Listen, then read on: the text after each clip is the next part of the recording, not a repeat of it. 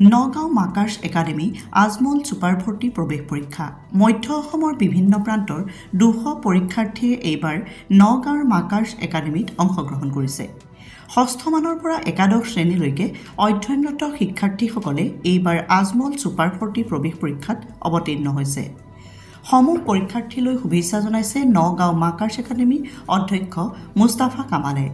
উল্লেখযোগ্য যে ব্যতিক্ৰমী শিক্ষা ব্যৱস্থাৰ জৰিয়তে আজমল ফাউণ্ডেশ্যনে সমগ্ৰ অসমতে এক শৈক্ষিক বিপ্লৱৰ সূচনা কৰা দেখা গৈছে। News desk report Batadrava live. ये मरकज एकेडमी नौगांव है और अंडर दी सब मरकज मारी भुजाई एंड आजमल फाउंडेशन भुजाई। आज यहाँ हम लोग का मरकज एकेडमी सुपर 40 का एग्ज़ाम हुआ है, एंट्रेंस एग्ज़ाम। 200 स्टूडेंट यहाँ अपियर हुआ है और एग्ज़ाम बहुत अच्छा हुआ है। सबको मेरा मरकज एकेडमी नौगांव का तरफ से सबको मैं स्वागत करता हूँ। All the best, thank you.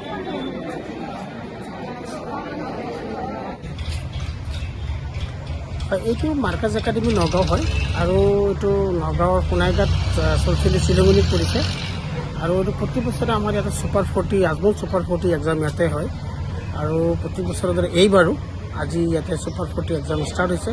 আমাৰ ইয়াত 200 ছিট আছে। নগাঁও জিলাকে আদি কৰি প্ৰায় মধ্য অসমৰ কেইবাখনো জিলাৰ ইয়াতে ষ্টুডেণ্টসকলক ইয়াতে এপিয়াৰ যিসকলে এডমিট পাইছে তেওঁলোকক ইয়াতে আজি এক্সাম আৰু অলপ পিছতে এক্সাম আৰম্ভ হ'ব।